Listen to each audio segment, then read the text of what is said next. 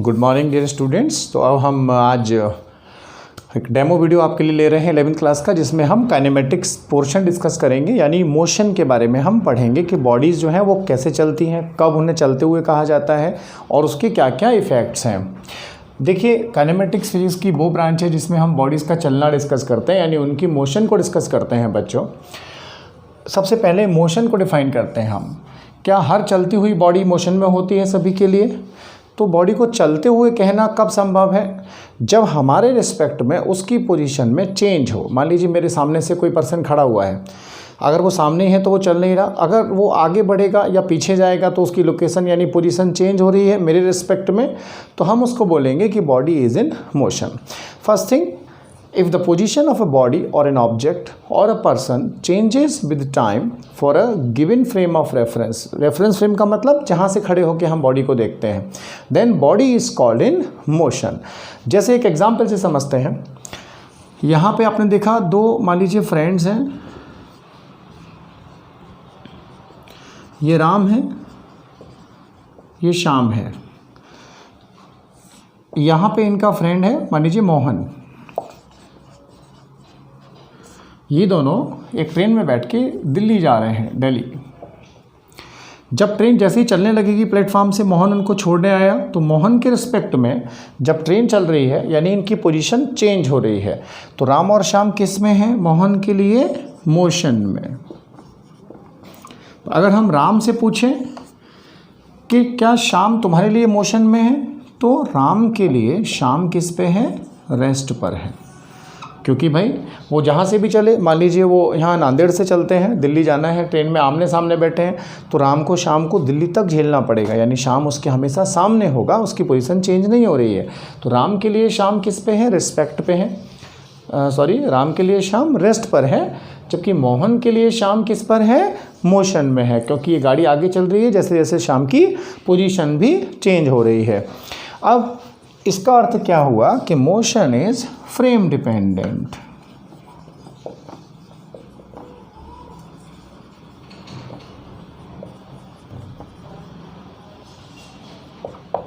यानी अगर फ्रेम बदल जाएगा तो पार्टिकल मोशन में हो भी सकता है, नहीं भी हो सकता। जैसे मान लीजिए मैं एक फ्रेंड के साथ जॉगिंग करने जाता हूँ सुबह गार्डन में, और एक कोई ओल्ड एज पर्सन है, वो गार्डन में बेंच पे बैठा हुआ है। मेरा फ्रेंड है, मैं दीपक हूँ, एक फ्रेंड है मेरा अजय। हम दोनों आपस में साथ में जॉगिंग कर रहे हैं जॉगिंग ट्रैक पे। तो हम दोनों एक दूसरे के लिए किस पे हैं? रेस्ट पर हैं, क्योंकि अजय हमेशा मेरे बराबर में है। पर गार्डन में जो बेंच पे ओल्ड एज आदमी बैठा है, उसके लिए हम दोनों किस में हैं? मोशन में है। तो कोई बॉडी मोशन में होगी या नहीं होगी, ये किस पे डिपेंड करता है? हमारे फ्रेम ऑफ रेफरेंस के ऊपर। तो यानी इसलिए कहते हैं कि motion is frame dependent. Mechanics में बेसिकली मैं समझा देता हूँ आपको। दो तरह की मैकेनिक्स पढ़ते हैं हम फिजिक्स में। एक तो होती है न्यूटन की, और एक है अपनी आइंस्टाइन की।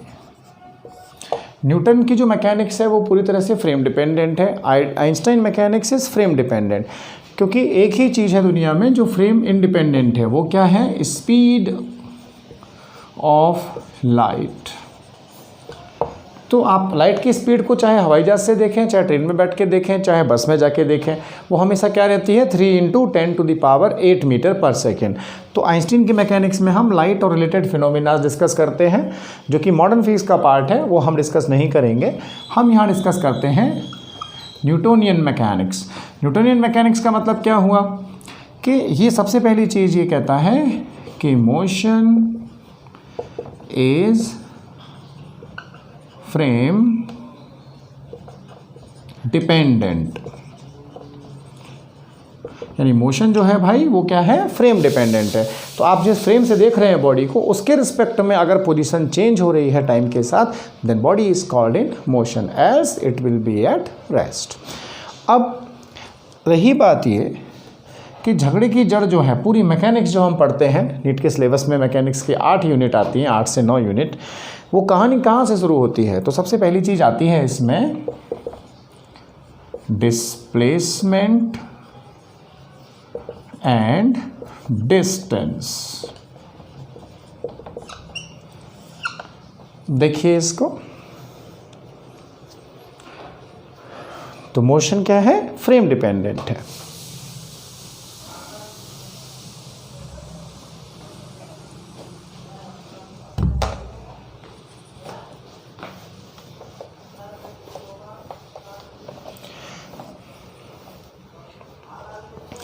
अब डिस्टेंस और डिस्प्लेसमेंट क्या है, बेसिकली इस चीज़ को समझेंगे हम, दोनों में क्या डिफरेंस है।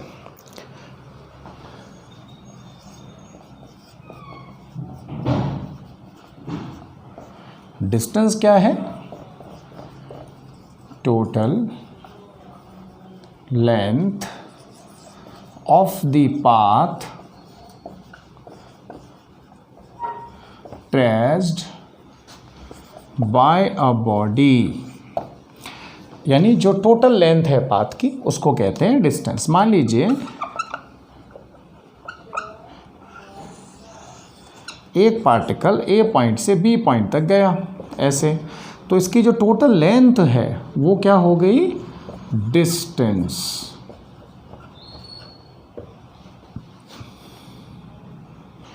अब डिस्प्लेसमेंट क्या है,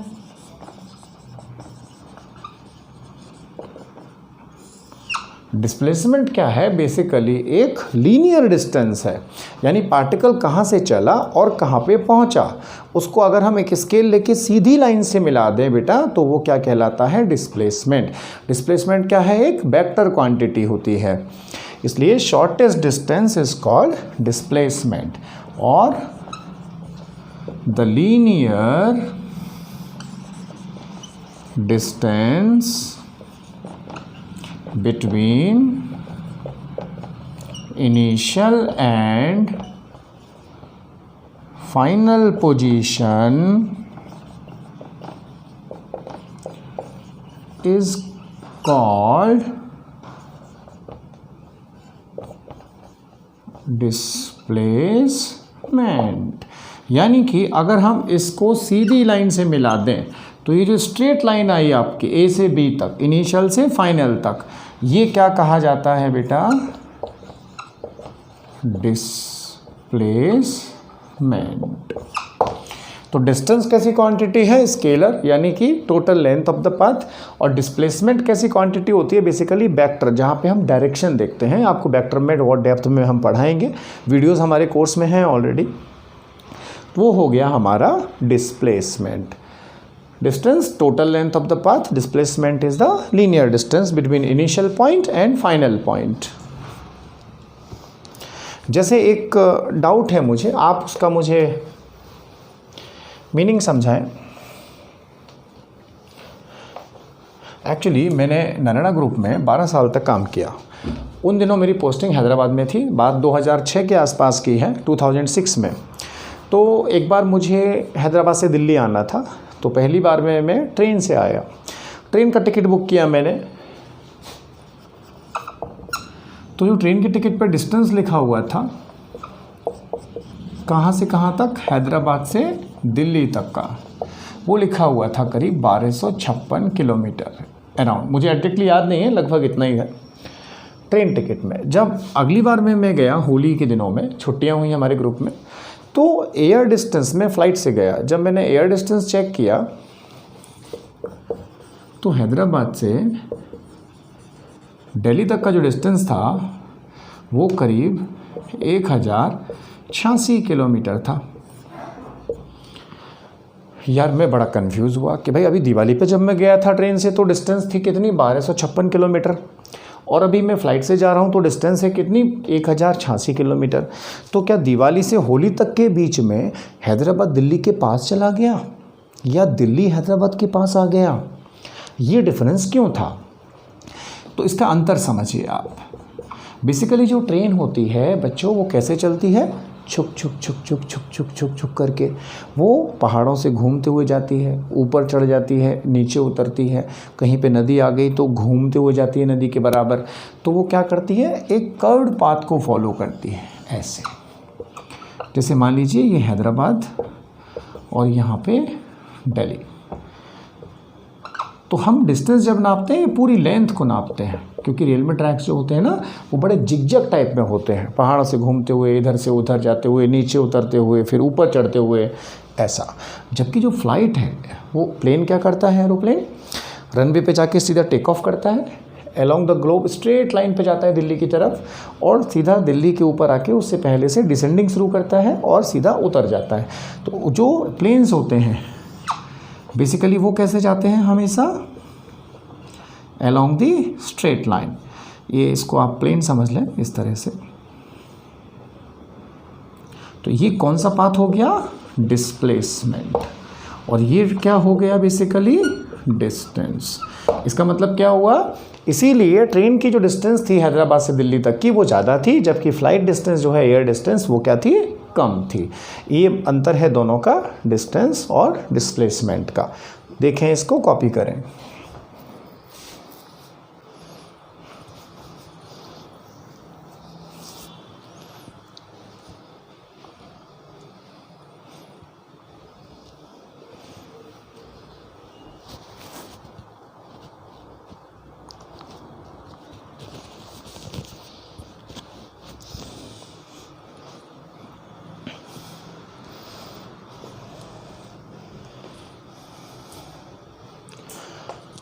जैसे हम इस पे 2 एग्जाम्पल लेते हैं।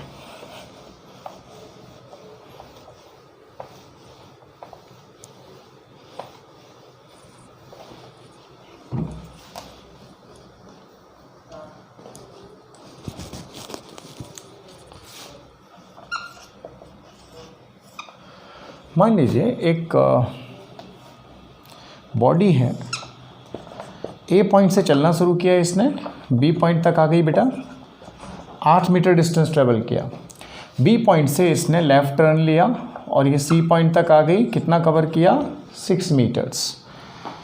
तो हमसे पूछा गया कि बॉडी का डिस्टेंस ट्रेवल कितना हुआ और डिस्प्लेसमेंट कितना हुआ बॉडी का, ये दोनों बताइए।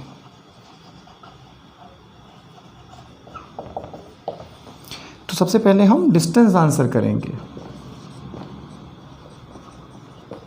डिस्टेंस क्या है? Total length of the path. ये 8, फिर लेफ्ट गया 6, कितना हुआ?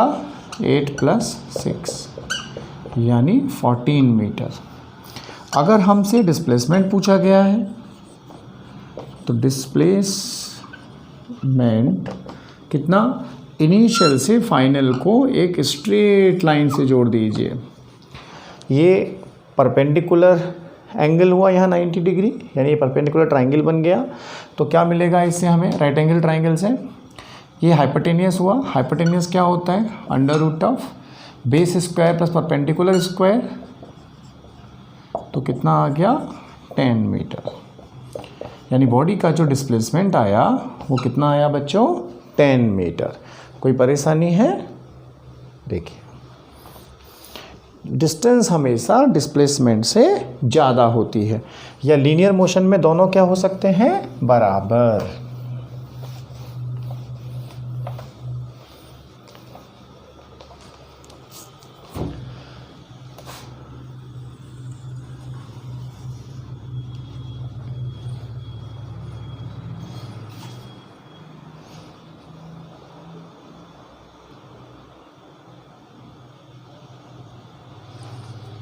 जैसे एक क्वेश्चन लेते हैं, देखिए ध्यान से।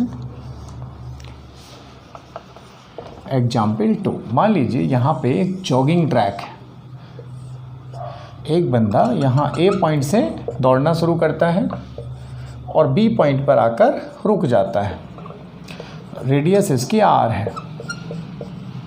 तो हमसे पूछा गया कि भाई डिस्टेंस कितनी होगी यहाँ से यहाँ तक। आपको पता है बेटा, आपने 9th-10th में पढ़ा है ज्योमेट्री में कि r रेडियस के सर्कल में जब कोई बॉडी घूमती है तो सरकमफ्रेंस कितनी होती है उसकी? 2πr। तो ये क्या हो गई? आधी सरकमफ्रेंस तक जा रहा है ना बच्चा। यहाँ से शुरू किया और यहाँ तक गया, आधी छोड़ दी उसने। तो डिस्टेंस क्या हो गई? हाफ ऑफ सरकमफ्रेंस, यानी कि πr। दूसरा देखिए, डिस्प्लेसमेंट क्या होता है?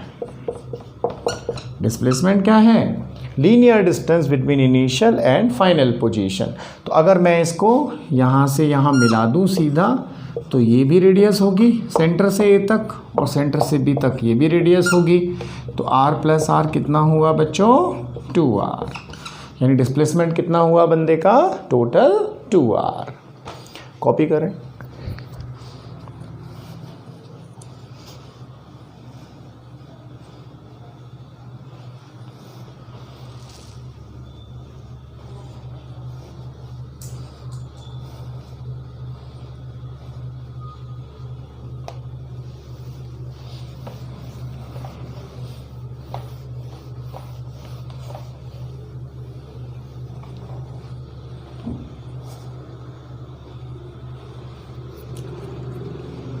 ये पहला है डिस्टेंस, वो दूसरा है डिस्प्लेसमेंट। अब देखिए जो अगली चीज़ है वो है क्लोज्ड पाथ।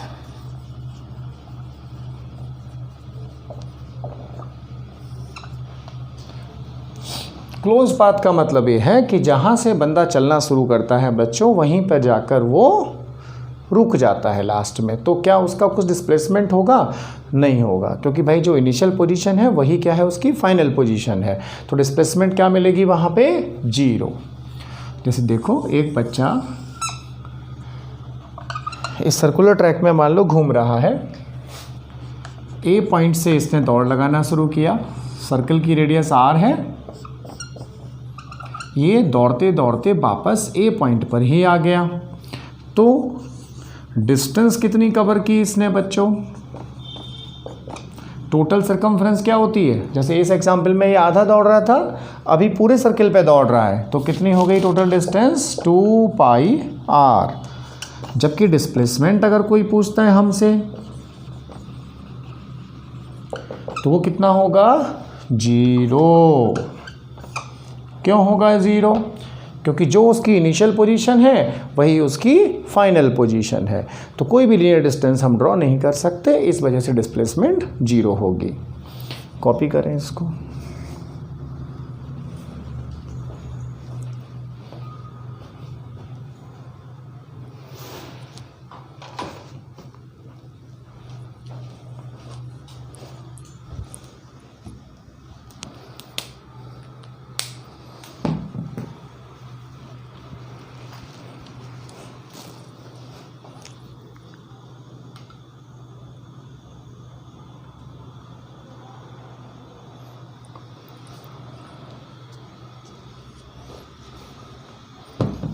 ठीक है।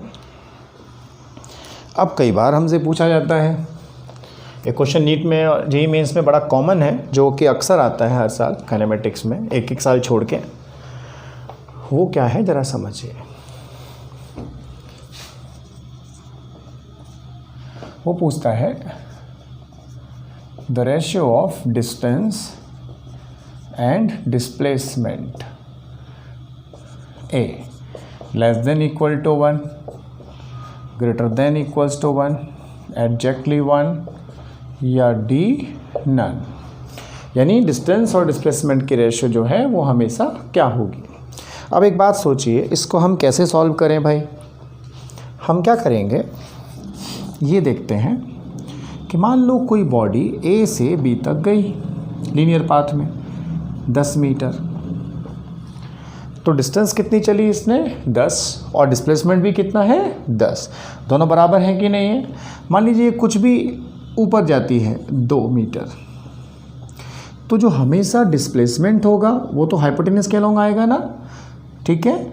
और ये कितना आया? 10 और 2 12। हाइपोटेन्यूस हमेशा छोटा होगा, जैसे हम इसको कहें 104 आएगा, ये 100 + 2 का स्क्वायर, इट्स 10 पॉइंट समथिंग 1 और 2 वट एवर।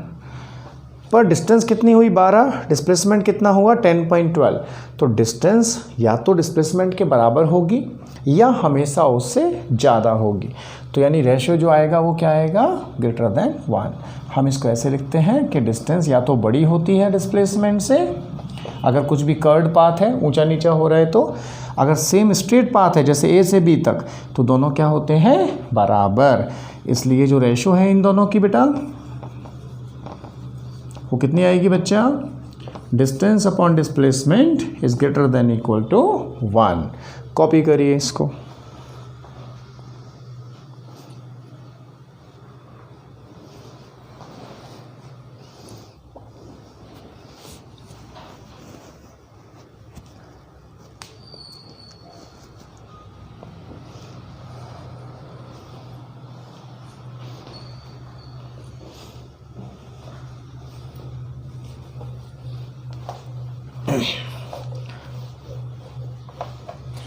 एक छोटा सा प्रैक्टिकल एग्जाम्पल लेते हैं। मान लीजिए ये आपका घर है, आपके पापा को आपके लिए बुक्स लानी है। आपने कहा डैडी मेरे लिए बुक लाइए, या पापा मुझे बुक्स चाहिए, किताबें चाहिए। मार्केट जो है वो आपके घर से 5 किलोमीटर दूर है। जैसे ये बुक शॉप है, यहाँ पे बहुत सारी बुक्स रखी हुई हैं, ये इस तरह से यहाँ शॉप है। तो आपके पापा बुक लेने के लिए गए और बुक लेकर वापस आ गए। तो आप बताइए, आपके घर से आपके डैडी ने डिस्टेंस कितनी ट्रैवल की? टोटल 5 किलोमीटर गए, बुक खरीदी, 5 किलोमीटर वापस आ गए। तो कितना हुआ बेटा? 5 + 5, 5 और 5, जब मैं पढ़ता था तो 10 होता था, और शायद आजकल के ज़माने में भी 10 ही होता है। 5 और 5 10। दूसरा, अगर हम बात करें डिस्प्लेसमेंट के लिए तो कितना होगा भाई? घर से गए थे, घर में घुस गए, तो नेट क्या हुआ? इनिशियल फाइनल पोजीशन में कोई डिस्टेंस आई क्या? नहीं आई। तो डिस्प्लेसमेंट कितना हो गया? 0। आई थिंक इसमें आपको कोई परेशानी है? ठीक है, कॉपी करिए।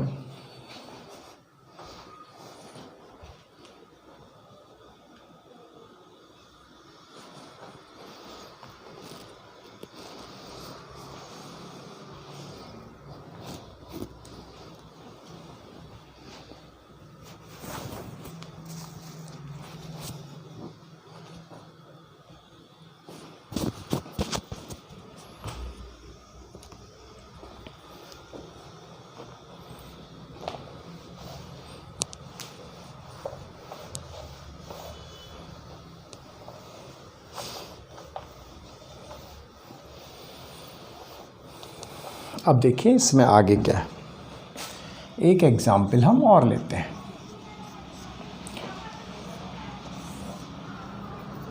मान लीजिए एक बच्चा है, इसने यहाँ ओरिजिन से चलना शुरू किया। बेटा आप 9th-10th में कोऑर्डिनेट सिस्टम तो पढ़ ही चुके होंगे, एक्स एक्सिस और वाई एक्सिस, जिसे कार्टेशियन सिस्टम बोलते हैं। 3D आपने हालांकि नहीं पढ़ी होगी, उसको हम आगे बढ़ाएंगे। एक बच्चा है, मान लीजिए ये ईस्ट की तरफ जाता है पहले 3 मीटर, ठीक है। फिर ये नॉर्थ की तरफ जाता है कितना? 6 मीटर। फिर ईस्ट की तरफ जाता है 5 मीटर। तो अब ये बताइए कि ये बच्चा इनिशियल पोजीशन से कितना दूर है, कितना इसने डिस्टेंस चला, और इसका डिस्प्लेसमेंट जो है वो कितना हुआ बेटा, ये आपको बताने का है। क्या करेंगे बताइए? सबसे पहले हम इससे एक परपेंडिकुलर मान लीजिए ड्रॉप करते हैं। ये 3 है, ये 5, तो ये भी 5 होगा। हमें यहाँ से यहाँ तक जाना है। तो सबसे पहली चीज़ बताओ कि डिस्टेंस कितना चला बच्चा? पहले 3, फिर 6, फिर 5, यानी कि 3 और 6 9 और 5 14, 14 मीटर। इज दिस और नॉट? अब डिस्प्लेसमेंट कितना हुआ बच्चे का?